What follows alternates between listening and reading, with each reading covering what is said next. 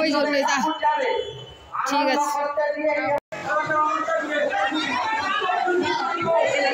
তুলে হয়নি আমার দেখ এই বাচ্চাটা কথা শুনে কি ডালা টোটোটি তিনি আছেন, ডালা টোটো যেটি আছেন উনি আপনি চলে আসুন।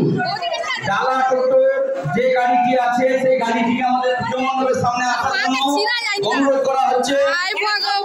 আমাদের প্রতিমা নিরঞ্জনের প্রস্তুতিতে সমস্ত প্রতিমা গাড়িতে উঠছে।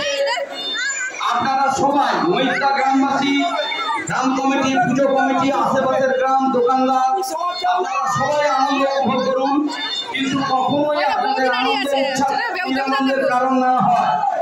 আমরা বারে বারে অনুরোধ করছি, আমাদের প্রায় 2 মাস ব্যাপী এই অনুষ্ঠান পর্ব চলছিল সুন্দর সুষ্ঠুভাবে আপনাদের সবার সহযোগিতায়। আমরা এই অনুষ্ঠান পর্ব শেষের পথে নিয়ে যেতে সচেষ্ট।